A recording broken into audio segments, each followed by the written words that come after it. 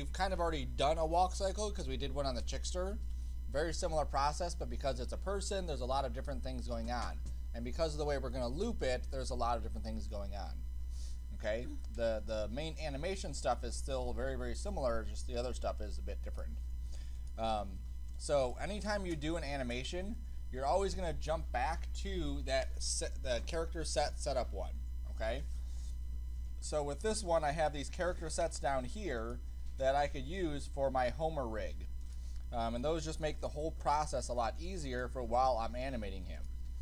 The other thing I want to do is I'm going to delete. I think I want to delete. No, there was no other ones. Never mind. I'm not going to delete those. I want to save as WalkCycle so I don't overwrite my character set one. Okay. And then what I do is I use this website. This is called, I just search WalkCycle idle worm, and this comes up. And it's a really good illustration of the different poses of a walk cycle. The idea here is that you're seeing the looping process, and that's what we're after, this loop process. If we were to animate a character from a standing pose and then doing a walk and then doing a run and then doing a whatever, the process would be different, okay? But in this case, all we're doing is kind of creating a walk cycle. If I go over to my Unreal game here and I hit play, this guy has a walk cycle, so that when I hit the play button, he has this kind of like jittery motion, and then when I actually start walking forward, this is his cycle. So it's the same cycle regardless of where he's at. Okay, even when he's walking, along a wall like this, you'll see it's a very similar process.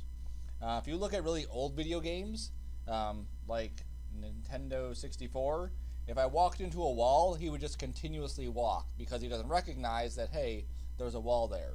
Okay, and then the same thing for like jumping and stuff. You'll see that actually has a different jump. So what happens here is that we have a walk cycle, and then as we jump, that walk cycle transitions into a jump cycle, and then we see the jumping happen. Okay, even going up and down the stairs, there's not a huge difference in what he's doing here, but doing about the same thing. Okay, so we're going to be creating a walk cycle, and that's what the assignment is, because it's a really good way to kind of go through and make sure everything's lined up and it works nice. Okay, so our biggest thing right here is the poses. Okay, so you do a pose assignment to get familiar with your character set, but we're also doing a pose assignment to get familiar with how to get our character into certain poses. So like this contact pose here at the start is his first pose that he gets into, and if you look, he also has that same exact pose at the very end, and then the opposite pose right in the middle. Okay, that way our start and our end are exactly the same, and the middle is just swapped. And the question I get a lot is, can I just like copy keyframes from one to the other and then like switch them? You cannot do that. Okay, I can't grab this hands here and paste them on that hand and get it in the same spot. It doesn't work like that. All right, so what I'm going to do is set this up to about 60 frames. And this is actually longer than a regular walk cycle is. This is like 2 seconds for one stride. So that's definitely longer than we would want it to happen. But the cool thing about creating the cycle is that we can compress it and have it happen quicker, or we can expand it and have it happen shorter. Okay.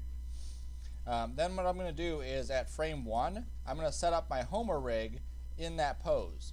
Now I want to focus on one piece at a time. I don't want to focus on the upper body and the lower body and the head all at the same time. It's like way too much stuff.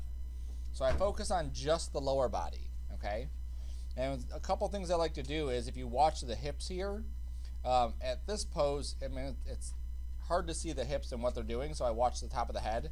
If you look at where this is compared to the next pose, you'll see that he's kind of down, and then he comes back up to that pose, and then he goes up higher, back to this one, back down. So you'll see that the hips are actually going to be kind of like this oscillating factor. So I want to keep that in mind, because as I put the hips in this position, I want to make sure that they're like at a good spot where they can go up or can go down.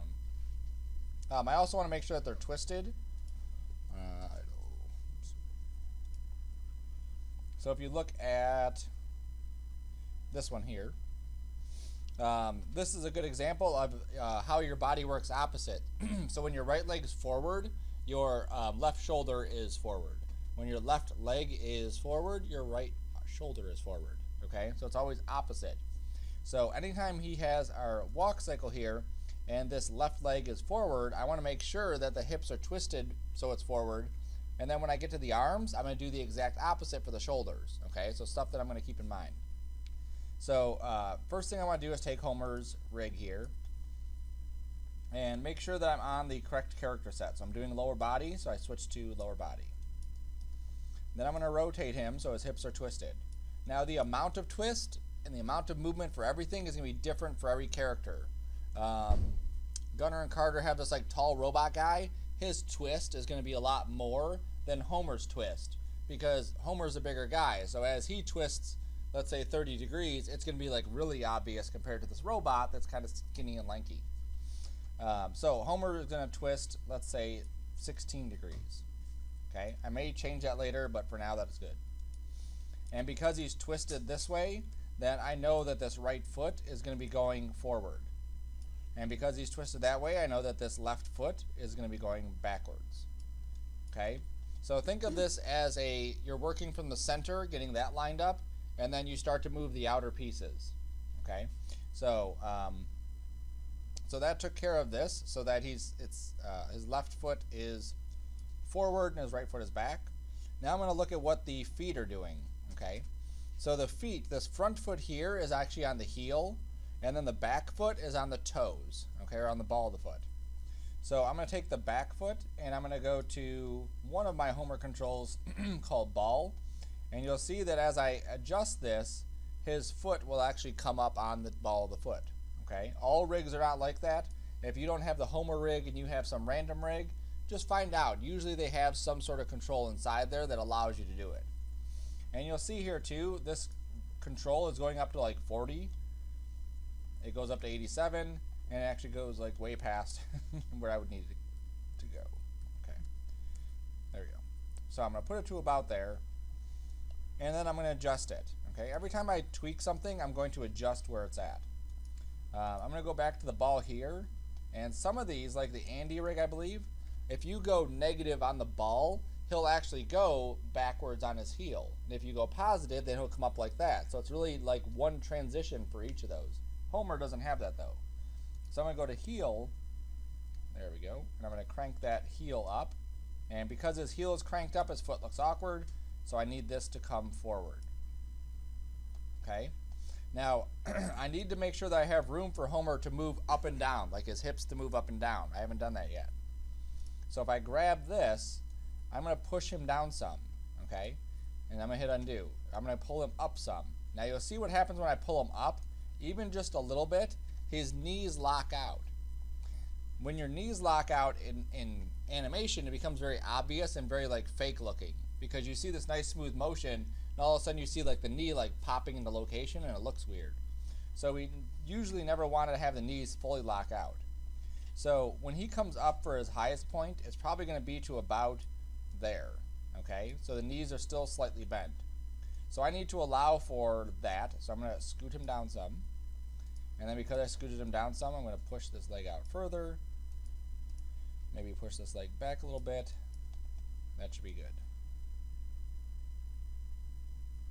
Okay, so that looks pretty decent there.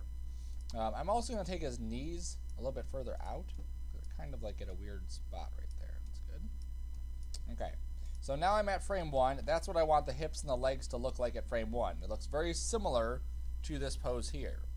Now I will change another thing before I go any further, in that usually your hips are above or are in front of that center of gravity line.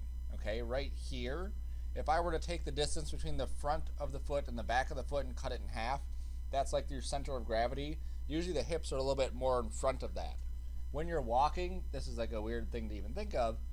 When you walk, you're actually just catching yourself from falling, right?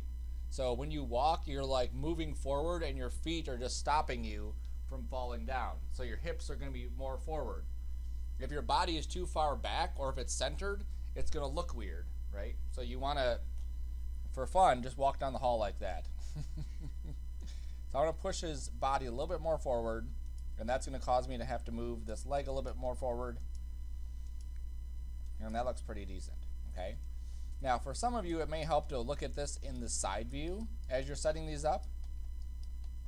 That way you can see what it looks like directly from the side view, because sometimes when you're in perspective, it's kind of hard to tell what's going on. But regardless of where you're working, always look at the other views. Always look at it from, that's too many different colors here. The top view is not so much. We can just get rid of the top view. We'll just make this, I don't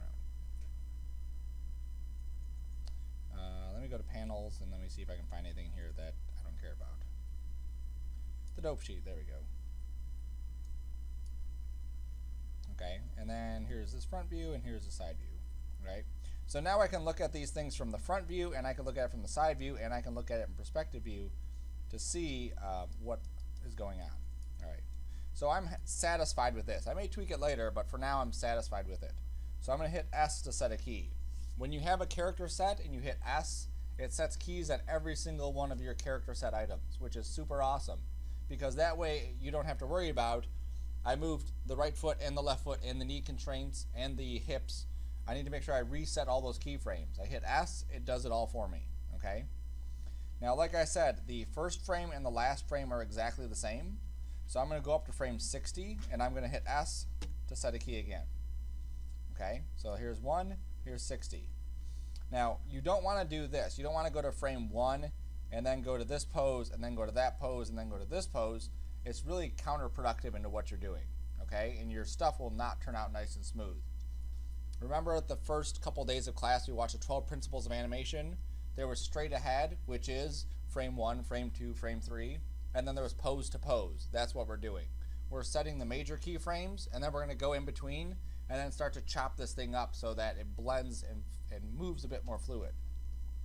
So now that we have the first and the last, I'm going to go to 30, and then I'm going to swap this. Okay, so this is where people want to just take whatever's on the right side and put it on the left, and whatever's on the left side and put it on the right, okay?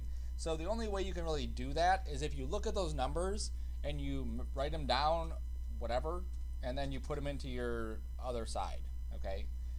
I don't care about it that much. It actually gives it a little bit too much of a fake feel, so I just like to put them in manually. Just kind of move it.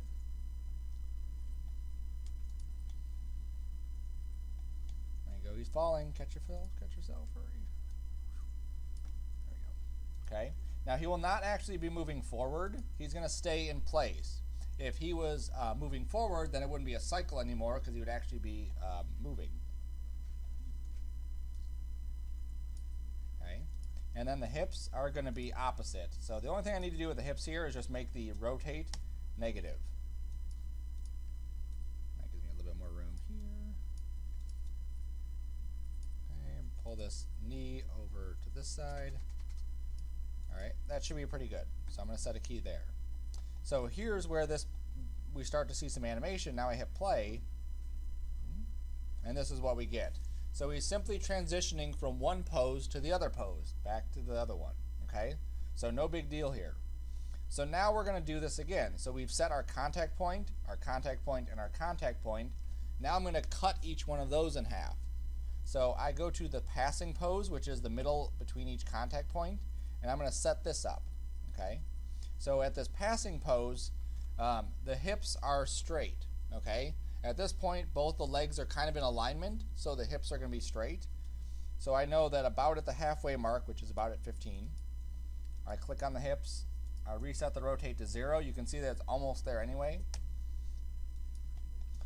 And then I have to figure out which foot was moving. So I believe this foot here was the one that was moving forward. So I have to reset these two items.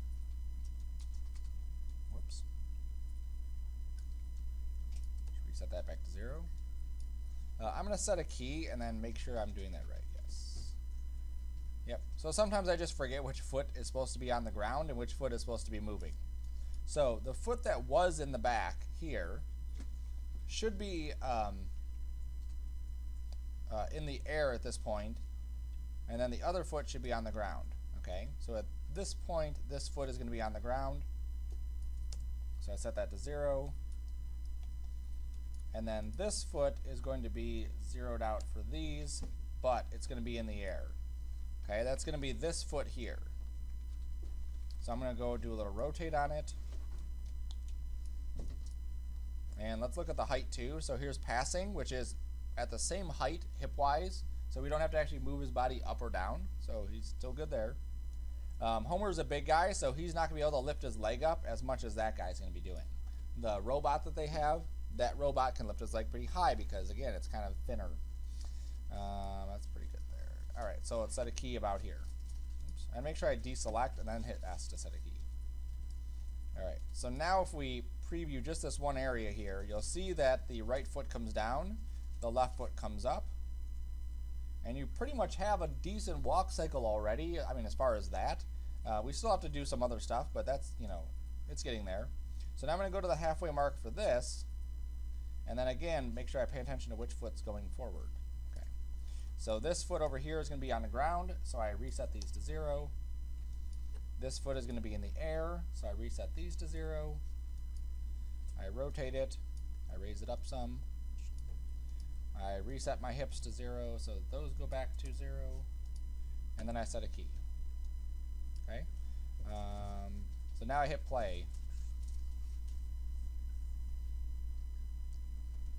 Okay. So that's a pretty decent walk cycle already, as far as, you know, we've set 5 keyframes. All right, so now we want to, again, cut these other ones in half. Now, cutting 15 in half, you're either going to get 7.5 if you're being exact, or you're going to do 7 or 8. It doesn't matter, just pick 7 or 8, okay? So I'm going to go to 7, and I'm going to set the recoil. And the recoil is where he's kind of bouncing down. So it's kind of exaggerated, but he's coming up, and then he kind of like bounces down and then comes up again. That's what that recoil is. On regular people, we do it, it's just a lot more subtle, okay? So I'm going to go to about here, and the back leg right there. Let's see where we're at. If we look at this, you'll see that the back leg is on the toes. So I want to make sure that the ball is on there. And this is, sometimes it'll do that, just pops into place. Come on, Homer.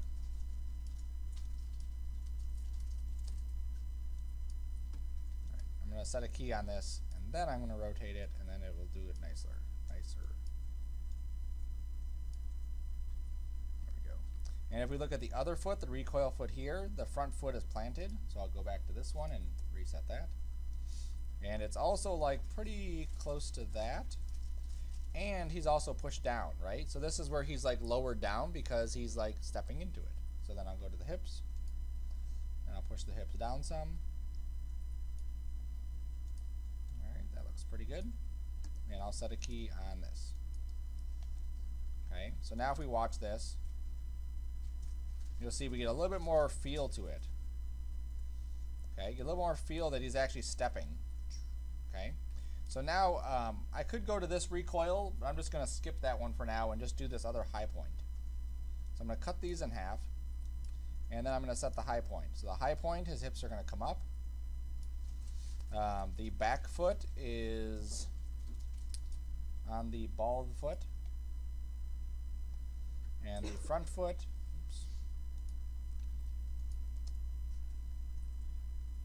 is the knee is kind of like up like this. Let me do it again.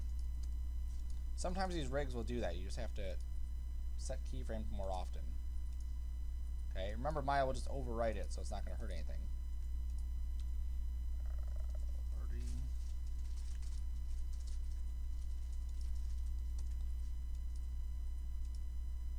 There we go. I'm going to pull this up a little bit more. Alright.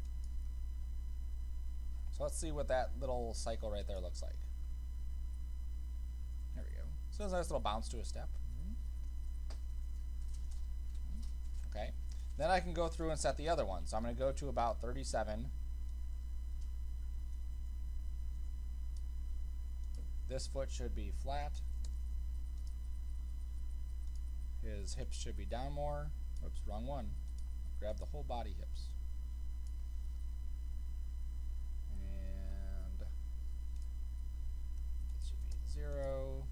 I'm setting keys between every time I change one of those things, just so it doesn't reset at me.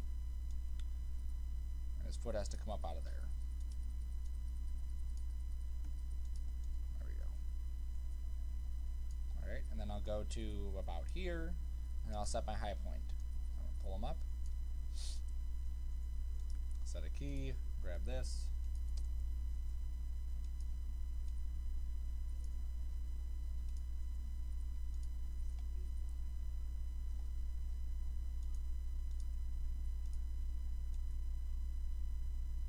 Okay, see, I'm almost locking that leg out. I don't want to go any higher because then it will lock the leg out and it'll look weird. All right, so that should be good. So now if we hit play, now ignore the arms. So just don't pay attention to the arms. If it bothers you enough, you can just zoom in and just look at the lower body. So that looks pretty good for a little walk cycle for Homer. That's pretty good. Okay, the idea here is to make sure that his feet look like they're moving the way they should be moving. It looks like there's a little bit of a drag, and at the end his feet kind of like flop up. That's how your feet typically move. You can go to the gym and just watch people on the treadmill. That's not creepy at all. Alright, so now let's do the arms. Okay, so I'm going to switch to the upper body character set. And this one is actually a lot simpler than the legs because there's not a whole lot of arm movement. Typically, we're going to swing our arms a little bit, just a little bit, not crazy. And then, like I said, our shoulders are going to be opposite, like that. Okay. Now, because on this Homer rig, as I rotate the shoulders, his stomach kind of stays in place. The stomach, this one. Yeah, okay. This one doesn't have an extra control. The Andy rig has extra controls. Wait, maybe it does. There it is. Okay. So Homer does have extra controls. I just was on the wrong side. He has these back controls here. Come on. There. So now we can rotate his whole upper body and get a nice fluid motion. I don't want to rotate just the one area, because then his stomach's like facing this way and his shoulders are facing that way, and that doesn't make sense. So what I'm going to do is I'm going to go to the beginning of this and rotate his shoulders opposite. Okay? And I know that that was about like 16 degrees is what I was at, like rotating the hips. So I'm just going to go about 16 degrees here. And then I'm going to say set a key. I'm going to go to frame 60, set another key. Go to the middle, and then make it opposite. Okay, so now, without paying attention really to the hands, you'll see how now we got some nice shoulder movement and how he's moving just those pieces. Okay, so now we want to do the hands, so I'm going to switch the hands actually. So right now the hands are IK, okay, which means that in order to move the hands, I have to click on this piece and move the hands like this. For some things like grabbing something, it works out perfect because I can just move my object there and grab it and move whatever. But for something like a swing, where I just want his arm just to kind of do like a not so exaggerated swing, FK is the way to go. So I'm going to take that to 0, and you'll see that the circle manipulator goes away, and then we get these boxes. And now when I hit play, see how the hands are now moving with it? All rigs are not like that. Some rigs, the hands will still be kind of stuck out. Okay. So that obviously looks horrible, so we'll still continue to work on that. So now what I'm going to do is grab these boxes and rotate them. Now if you look in my channel box, you'll see that the boxes have no color next to their rotate XYZ. There's no color next to them. If I click this box, you'll see that these have a yellow color right here. So these boxes are not part of my character set, so I need to make them part of my character set. So I'm going to grab all 3 boxes on each side, go to my animation, go to my key, and add to character set. Oops, I didn't select anything, so I'll select stuff and then add it. Add to character set. There we go. So now they're in there. Okay. So now I'm going to get Homer's arms into the right spot. So I'm going to go here, go there. Maybe I'll just give his hands a little bit of a rotation just so they're not perfectly straight. That's good. Okay.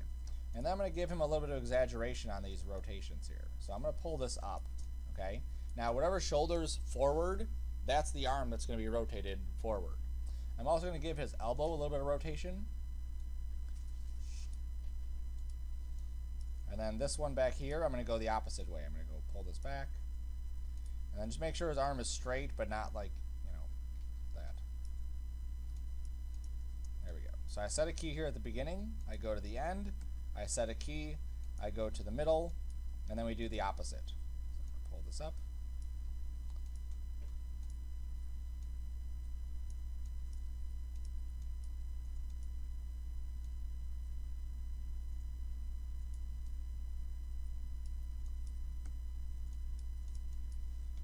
So now let's watch Homer walk.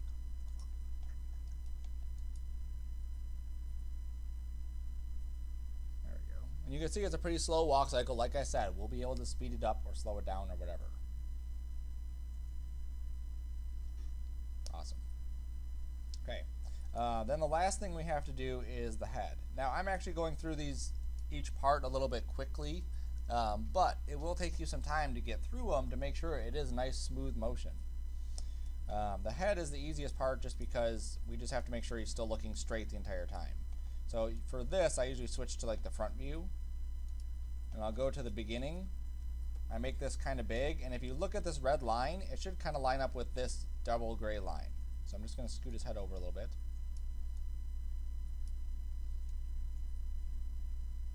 There we go. I'm going to set a key here. I'll go to the end. I'll set a key. I'll go to the middle. Whoa, what are you doing, Homer? And we'll just flip that around this way and rotate that up like that. So it looks pretty centered. Might do some weird stuff, we'll find out. Alright, so now, nope, that's pretty good. Alright, and then just for fun, let's say we wanted to add a blink on him.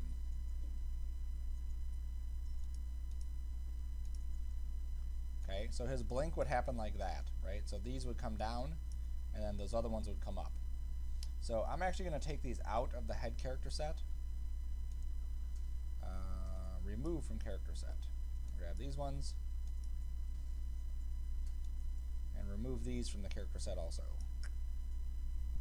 Okay, and I'm just going to make a separate one just for these blinks here. So I'm going to switch back to Homer. I'm going to go to create subcharacter set. Just make an I1 from channel box. There we go. Because I want these to be kind of independent of the rest of the character set. Okay, I'm going to make sure there's no more keys on here, so I'm going to go to my graph editor. Yep, there are some keyframes, so I'm just going to delete those keyframes. And I'm going to go to, let's say he blinks at about 14. Okay, so at 14 I'm going to set a key. I'm going to grab these two guys, push them down. These two guys, push them up. And I'm going to move them down more. It looks like he's, looks more like a blink down there. There we go. Okay. Oops. I'm going to go up a frame to like 16 and then set my key. So now we have this. Okay. Then I'm just going to go back to my keyframe at 14 and just copy it. Go to 18 and paste it. So now I've added a blink in here. That looks pretty sweet. Okay. Now the cool thing about doing it on its own is that I could then just take this and copy it and then just paste it over here. Okay. If I did it with inside the head one, then all the head keyframes are going to copy, not just the eye. And so it's a lot of stuff you don't really need. So it adds a little bit more life to him just having that in there. And then the other thing I want to do is it looks like, if you watch his arms here, it looks like his hand is kind of driving this thing forward. In reality, the forearm is actually driving the arms forward. So another thing I want to do is just go to my dope sheet for the arms. And I'm going to switch to my upper body.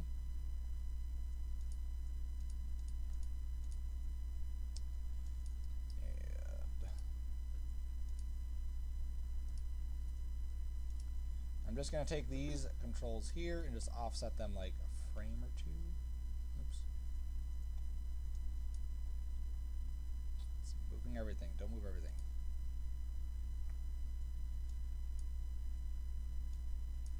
I just want, what are these called? Arm, left, elbow, FK.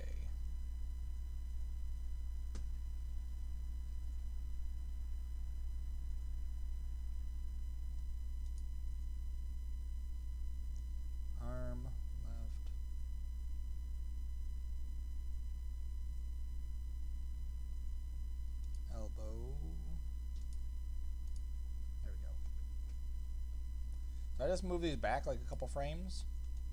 And what we'll see is that the arms are going to have a little bit more realistic motion to them because it looks like the forearms are kind of leading the way.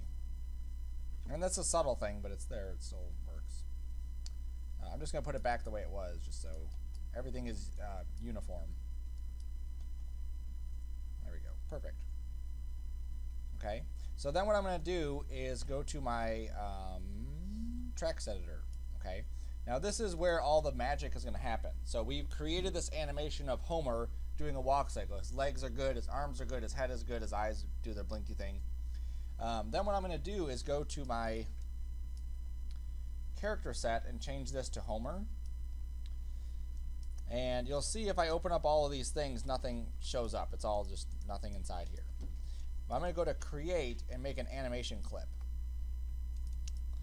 So this is going to create clips of each one of these items in my character set.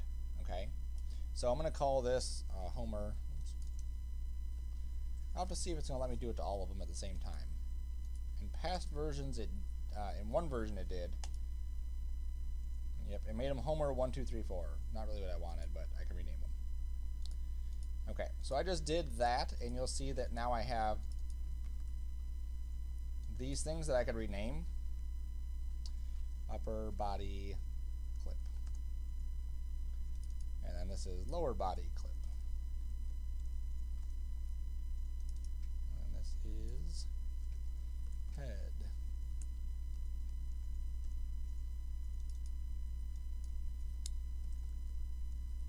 Cool. Alright, so I have all of the things as clips now. So what that does is all the animation I have has been sucked out of it and put into this little thing called a clip.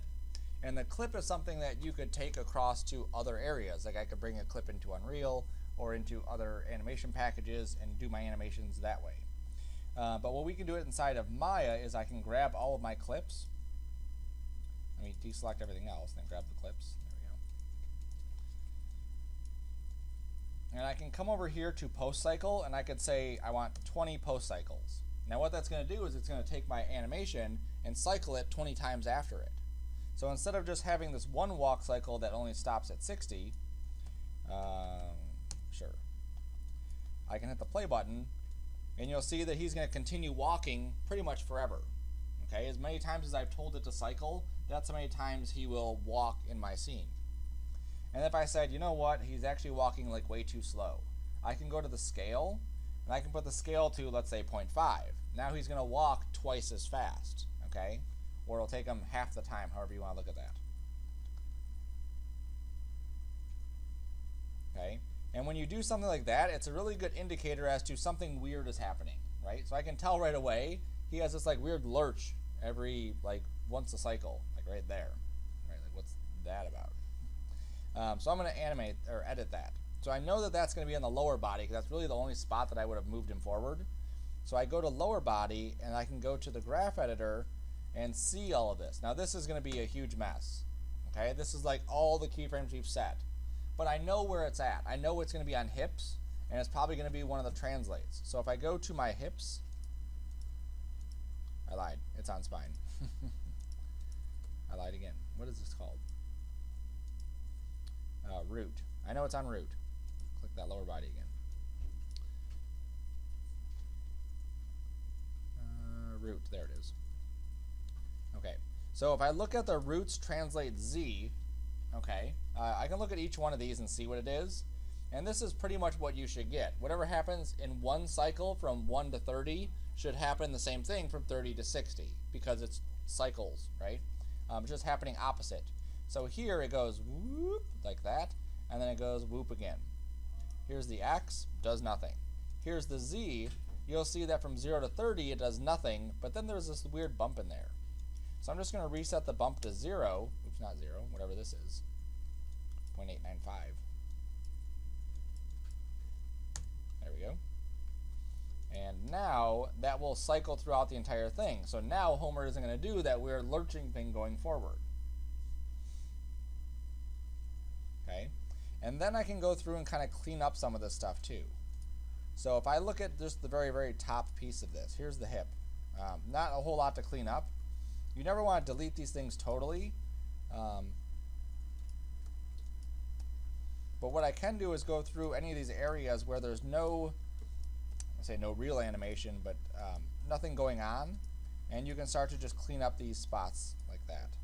There we go. Okay, so nothing going on there. Okay, so this one here, I can't delete this keyframe. If I delete that keyframe, what's it going to do? Stop moving. It's just going to flatten out, right? So I can't delete that one because I need that one. If I go to some of these other areas here, I think I have all these selected. Why are all these selected?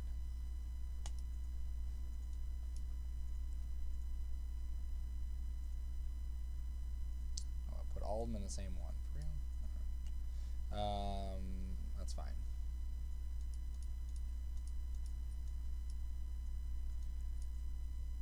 So I'm just going through these, seeing what can be cleaned out. All these things, I could just delete that. It's not going to, something like that isn't going to take up too much space, so I'm not too concerned about it. There we go. Here's where we're getting kind of messy. There we go.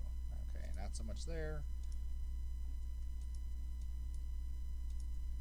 There we go. Okay, so something like this, all of these keyframes in the middle aren't doing anything, so I can delete them. This keyframe here, if I delete this, it'll change the shape of that curve, and I don't want to do that. So if it doesn't change the shape of the curve, you can delete it. If it does, don't delete it.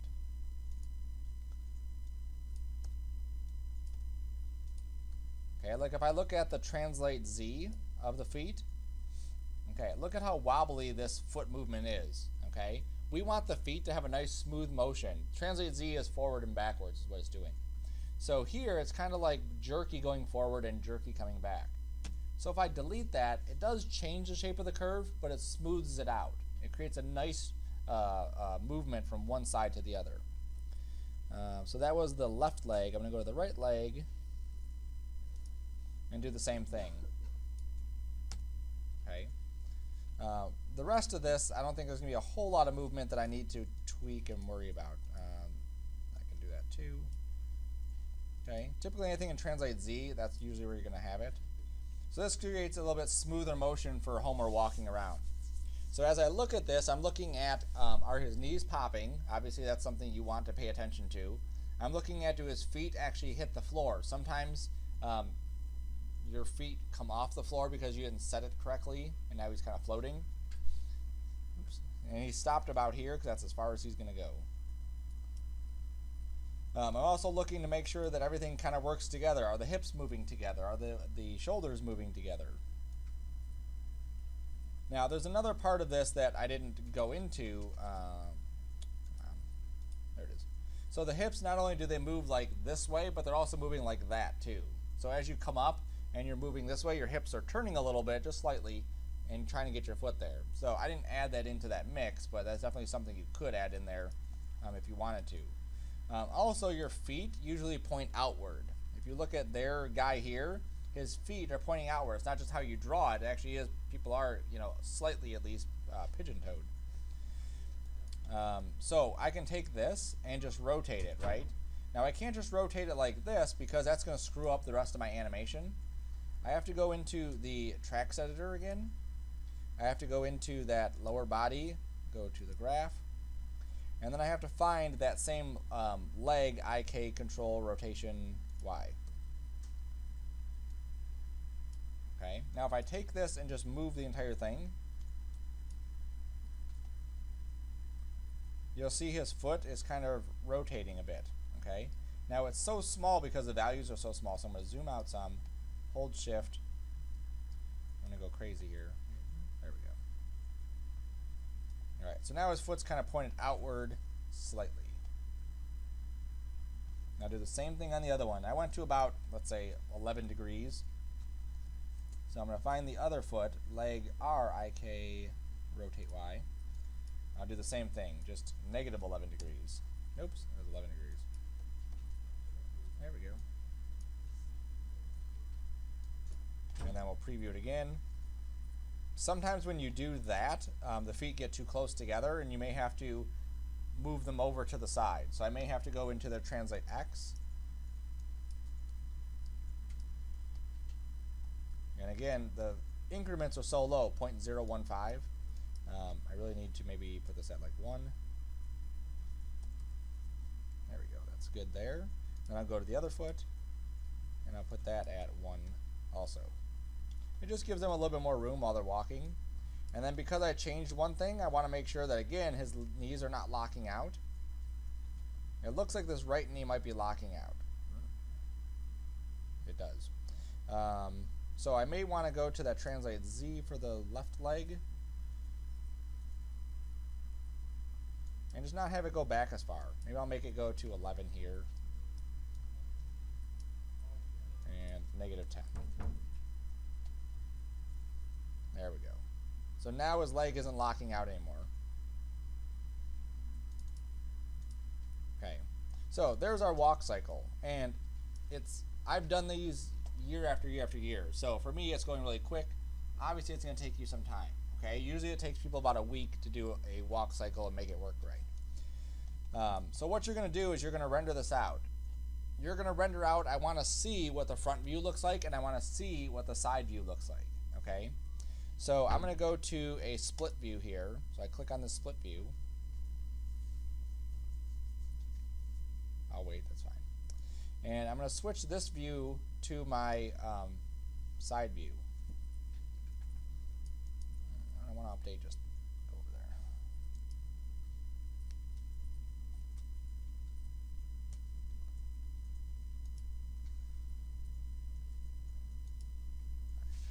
We'll have to wait. While we're waiting. You do these renderings and you're getting ready to turn these things in. You're going to be doing a side-by-side, okay? So you're going to render out 2 cameras. One camera is going to be the front view of your character. The other one's going to be the side view of your character, okay?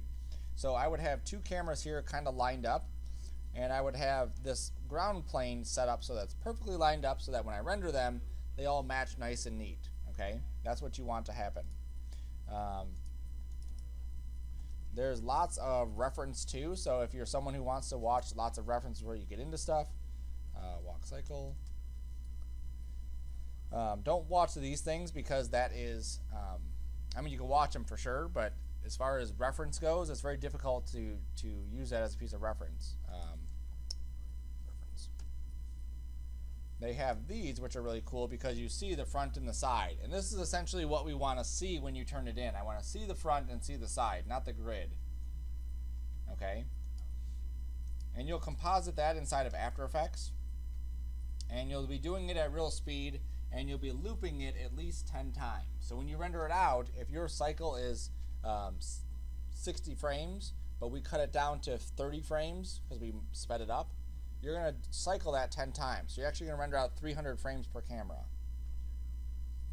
Okay? This website, Endless Reference, is awesome because they have so many different things. Like stuff you wouldn't expect. Here's a young adult male animation reference, walking drunk.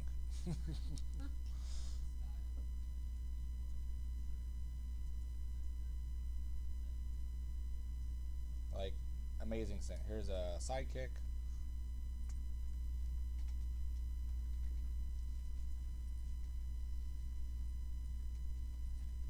Awesome. Okay.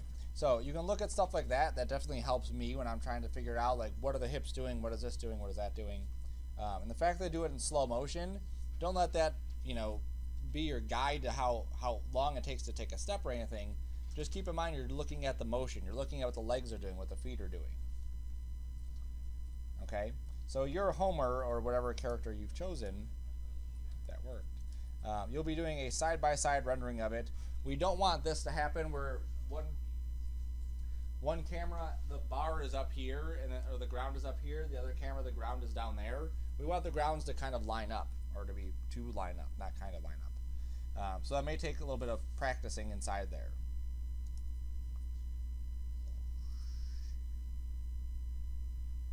Nice. Okay.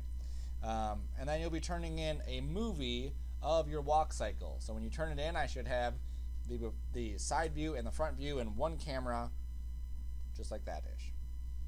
Okay, any questions?